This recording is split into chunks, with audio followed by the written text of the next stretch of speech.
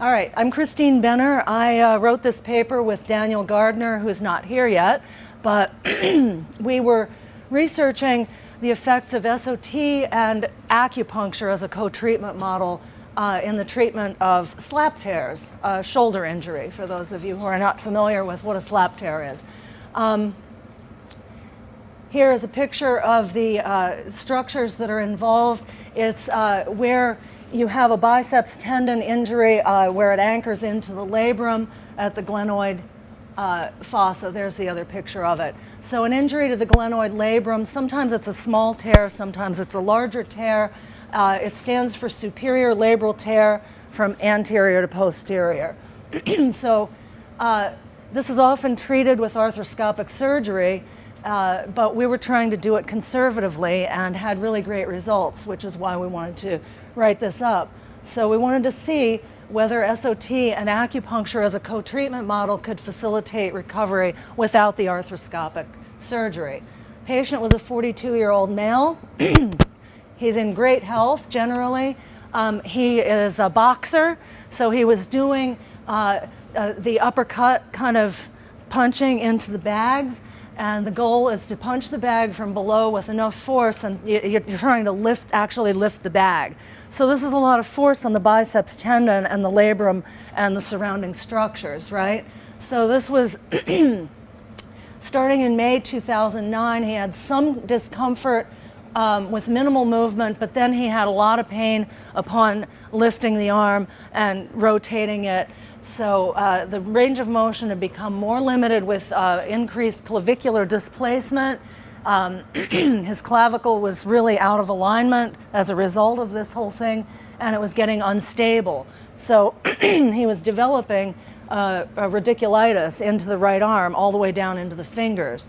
And so with that in mind, he was thinking that the problem must come from his neck. So he went for conservative chiropractic care. He self-prescribed some rehabilitative shoulder exercises, and this was mildly helpful, somewhat helpful, but the pain returned every time he tried to do more activity. So he couldn't get back to boxing and lifting weights and all the things he wanted to do. So we wanted to evaluate him with SOT, and then I've got some shoulder protocols that I use acupuncture-wise that I wanted to use to reinforce this, this treatment. So I'm going to go very quickly through this because I'd like to spend most of the time telling you about the acupuncture aspect of it. That is something that you probably don't know. And you can read through these, the MRI results. But anyway, he had a tear, he had tendinosis, tendinitis, a little bit of bursitis in there, and there was some swelling, a bit of edema. So you want to take out the inflammation in that area. So I only treated him 5 times over a 2.5-month period for this. So this is not a lot of treatments. I began with him several months after the injury began. He had been walking around with this since May, and we started on this that February. So we did SOT. He was a category 1, SB plus, lower lumbars, sacral adjustments, and then upper thoracics, lower cervical adjusting, and a lot of occipital compression was going on. I also adjusted his clavicle, his humeral head. I did the standard SOT extremity procedures with his upper extremity, reset his bicep tendon, and lots of first rib work on both sides. So the methods of intervention here with acupuncture, what I do for this sort of injury is I do a combination of a prone treatment and a supine treatment all in one session. So I start the patient prone. Each treatment was consistent. I did the same thing a few times in a row because I wanted to see what was going to happen. I did not change up the points or the order in which I did the treatments. Started with him prone. The list of points here, we are going through, no, I'm going to go through them here. Okay. Ear Shen Men is used to calm the spirit. It's an ear point that I use in almost every person in Manhattan, New York, where I practice, because people are so wound up. I do points to just calm the spirit and get them into a grounded phase for the treatment. Kidney 3 is a general grounding point. These kidney points are also very supportive for the bones.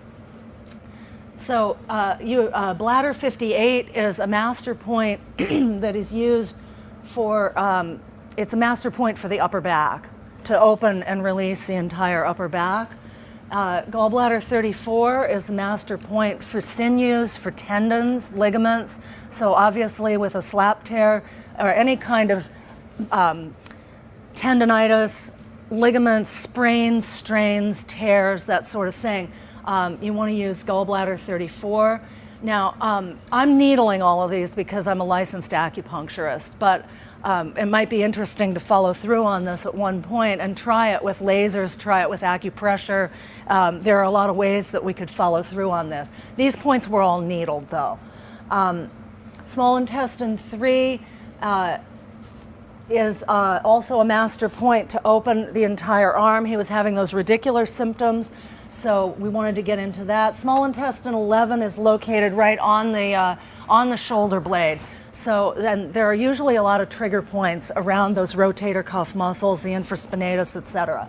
So on the right side, Watteau points are actually points that are needled this way in towards the spine. They're in between this, the transverse processes, needling in this way. And the idea in acupuncture is sort of like we do with a chiropractic adjustment, to really just open that area and increase the flow of qi and blood to the area. So we did the Watteau points locally by palpation, and then other small intestine points working up the arm and into that small intestine 11 area. Bladder 10 is at the base of the occiput, so that's reinforcing the release that we were getting as we adjusted for the occipital compression aspect of this. So I just let him cook for about 25 minutes, prone like this, with the lower leg and kidney points to ground him and open those meridians, support the bones, tendons, ligaments, and then the local points around the posterior aspect of the shoulder and the posterior aspect of the arm. Remove the needles, obviously, before he turned over. Then I put him supine. There's a treatment method called the 4 gates. It's a combination of liver 3 and large intestine 4, which increases the circulation of qi generally through the body and facilitates movement. So there was a restriction of movement here. You want to move the qi, move the joints, movement, and get that healing energy going. So that's where we went with the 4 gates. Liver 3 is also a master point for sinews. Liver and gallbladder meridians are very much about tendons, ligaments, sinews, and also the movement of blood into an area to facilitate generalized healing. Large intestine 4 is master point for the neck and head. So because of the cervical spine component of this. Yin Tong we used simply to reinforce just calming the spirit, getting him grounded. He was a little nervous about acupuncture, so we just chilled him out with that. And then these points on the Ren meridian are, we call it a triple heater balancing, and it's just to get the lower and the middle and the sort of the heart chakras balanced, and to keep him, because he was sort of up here energetically, to ground him and allow the shoulders to drop and to reinforce the strength through the trunk.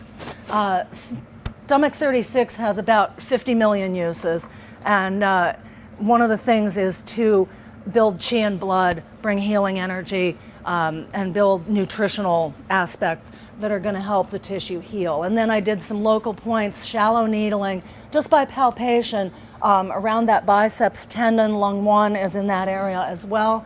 And you notice the supine treatment, by now he had already been through quite a bit of treatment there, so we just retained the needles for 15 minutes and let him cook like that. And I repeated this treatment, as I said, about 5 times.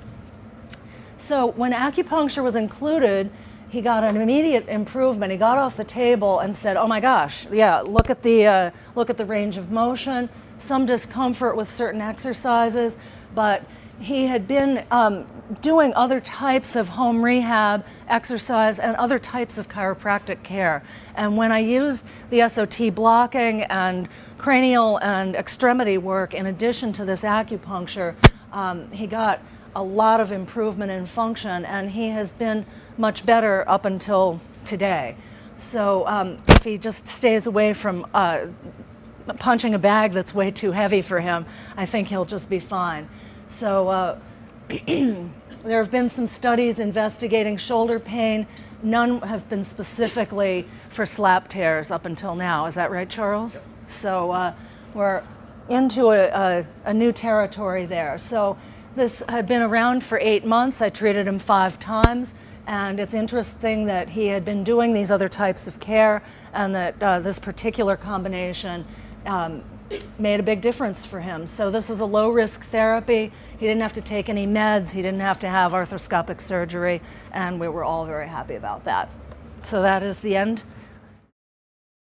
in the treatment of slap tears, shoulder injury, for those of you who are not familiar with what a slap tear is.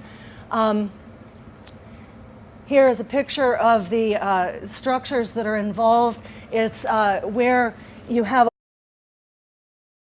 All right, I'm Christine Benner. I wrote this paper with Daniel Gardiner, who's not here yet, but we were researching the effects of SOT and acupuncture as a co-treatment model. So we wanted to see whether SOT and acupuncture as a co-treatment model could facilitate recovery without the arthroscopic surgery. Patient was a 42-year-old male. He's in great labral tear from anterior to posterior. So this is often treated with arthroscopic surgery, but we were trying to do it conservatively and had really great results, which is why we wanted to write this up. A biceps tendon injury where it anchors into the labrum at the glenoid fossa. There's the other picture of it. So an injury to the glenoid labrum, sometimes it's a small tear, sometimes it's a larger tear. It stands for superior labral